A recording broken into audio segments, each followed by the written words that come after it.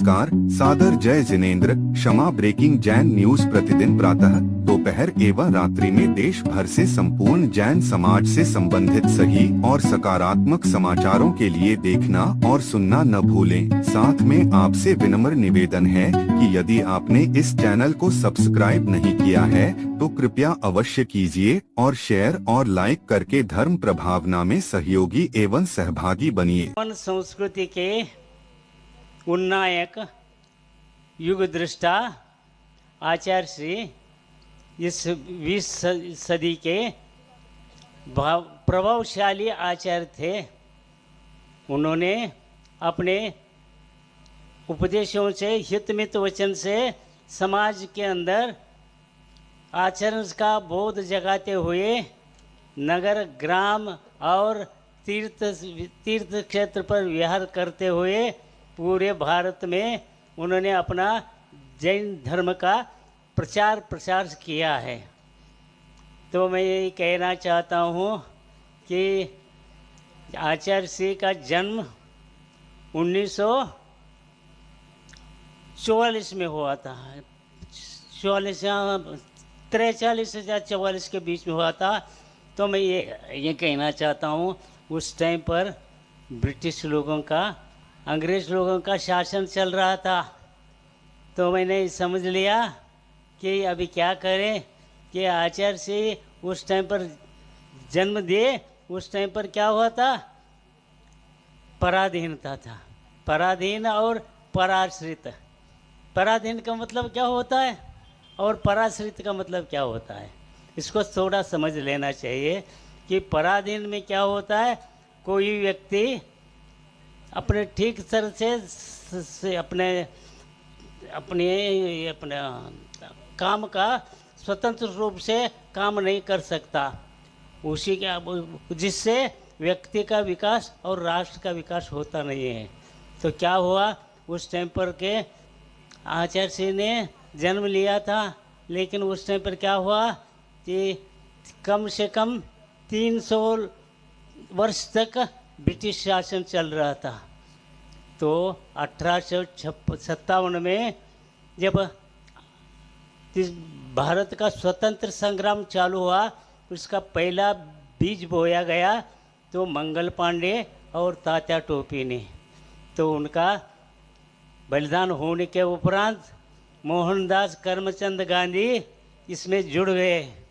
तो क्या हुआ, तो उन्होंने अहिंसा और सत्य के द्वारा अपने को स्वराज्य मिल गया। तो इसके लिए कितना 90 साल लग गए। इसका फल मिलने में कितना साल लग गए? 90 साल लग गए। तो एक बार क्या हुआ, वो सूरत में एक विनयांजलि जो अपने बलिदान दिए थे, उनके स्मरण में एक सम्मेलन लगाया हुआ था। उसके अंदर सत्य के, अहिंसा के लिए लड़ने वाले गांधी को क्या हुआ, महात्मा गांधी थे, विभूषित किया उनका। तो अभी उनका चित्र आप 500 नोट में आप देख रहे हैं।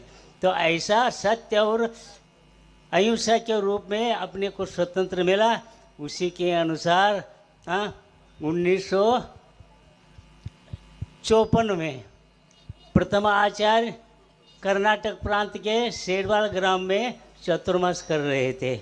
उस टाइम पर हमारे कुटुंब के सभी सदस्य लोग आचार्य श्री के शांति सागर के दर्शन के लिए वहाँ पधारे हैं। तो उस टाइम पर विद्याधर जी 4वीं में पढ़ते थे, मैं 6वीं में पढ़ता था। तो उस टाइम पर आचार्य शांति सागर जी का प्रवचन सुने तो पहली बार उनको वैराग्य का बीज बोया गया। तो उसके बोझ बोने, उसका फल मिलने में कितना साल लगा? 14 साल तक रहा। 1968 में ज्ञान सागर महाराज के पास मुनि विद्यासागर बन गए। तो इसको क्या हुआ, इतने उन्होंने धर्म साधना किए हैं। तो मैंने कह रहा हूँ कि आचार्य श्री ने क्या किया, अपने छोटी सी उम्र में भी उन्होंने इतना पुरुषार्थ किया कि क्या बताऊँ आपको। आप पुराणों में सुने नहीं होंगे और कानों से सुने नहीं होंगे, पुराणों में पढ़े नहीं होंगे, क्योंकि तो उन्होंने आज तक पुराण में नहीं, आज तो इस भारतवर्ष में एक ही ऐसा एक संघ है जिस संघ में सभी बाल ब्रह्मचारी मुनि हैं और 175 आर्यिकाएं हैं, सभी बाल ब्रह्मचारी है। और इतना ही नहीं, सभी पढ़े लिखे हुए हैं। तो इसलिए मैं ये नहीं कह रहा हूँ कि एक सूत्रकार ने कहा है कि दुष्करो विषय त्याग कौमारे महतामति, कुमारावस्था में विषयों का त्याग करना ये महापुरुषों के लिए भी कठिन है। तो ऐसा आज हो गया है कि ज्वलंत उदाहरण हो गया है कि भारतवर्ष में ऐसा आचार्य विद्यासागर जी ने अपना पुरुषार्थ के द्वारा इतना धर्म के ऊपर उन्होंने इतना प्रशस्त किया है। तो इससे मैं उनके लिए अब क्या कहूँ। तो अभी आज क्या होगा, 2 साल पहले उनका डोंगरगढ़ में सल्लेखना समाधि पूर्वक हो गया। तो आप लोग बहुत भाग्यशाली है। महात्मा वाले पिछले साल सांगली में व्रत रूप से हुआ था सल्लेखन समाधि दिवस। आज क्या हुआ, आज महात्पुर में मिल गया। आप सब लोगों को भाग्य है। तो ऐसा आचार्य से का समाधि दिवस यहाँ मनाने के लिए हम सबको बहुत भाग्य चाहिए और बहुत पुण्य चाहिए। तो मैं ये कहना चाहता हूँ, ज़्यादा कहने की ज़रूरत नहीं है, क्योंकि आचार्य जी ने क्या कहा था, एक बार कहा उन्होंने कि जीवन में जीव तो बहुत श्रेष्ठ है, जीव में बहुत कुछ अद्भुत रचना है।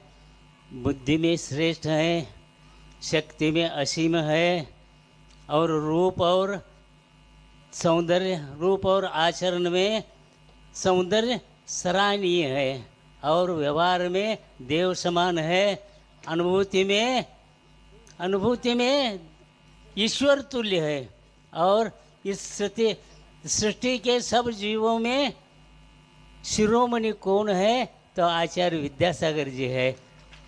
तो ऐसे आचार्य विद्यासागर जी का अभी आप लोग बहुत अच्छे तरह से व्रत रूप से मना रहे हैं। तो मैं ज़्यादा ही क्या कहना चाहता हूँ कि आचार्य से एक बार कहे थे, क्या कहे थे, ऐसा एक सुनो, ऐसा बोल रहे थे, क्या बोल रहे थे, देखो जीव में कितना अद्भुत सृष्टि है वो मालूम हो गया आपको।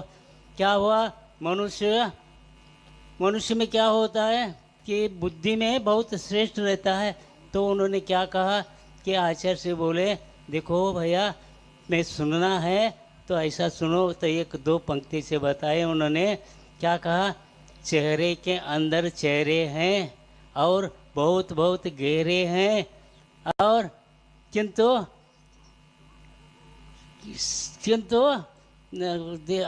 दया और करुणा के क्षेत्र में अंधे हैं और बहरे हैं, ऐसा बोले हैं।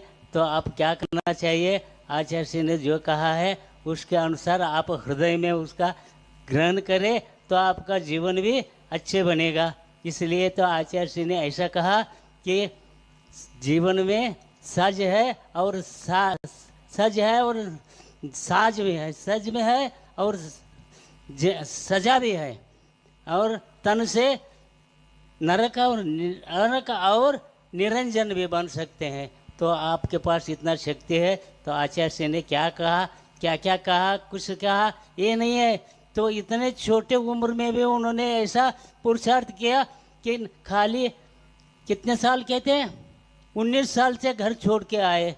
तो उस टाइम पर हिंदी नहीं जानते थे, संस्कृत नहीं जानते थे, हाँ कुछ भी नहीं जानते थे, खाली कन्नड़ में पढ़े हुए थे। लेकिन उन्होंने इतने पुरुषार्थ किया, क्या करें, कैसा कहें, तो क्या बताए, वर्ल्ड रिकॉर्ड था, इसमें मूक माटी का रिकॉर्ड हो गया। ऐसा कहता 7 भाषाओं में पारंगत किए उन्होंने। अभी क्या हो गया, तो उन्होंने मूक माटी के ऊपर जो शास्त्र लिखे हैं ना, उसका अनुकरण अभी पूर्णमती और अभय सागर जी महाराज की प्रेरणा से क्या हो गया, आज मूक माटी एक्सप्रेस जबलपुर से रायपुर तक हमेशा के लिए नाम रह गया। कौन है वो, मूक माटी का कौन है, तो मूक माटी के अंदर ये मतलब ये भारत के अंदर ही माटी में जन्म लिए हुए आचार्य विद्यासागर जी है। ऐसे महान आचार्य हम सबको मिले थे।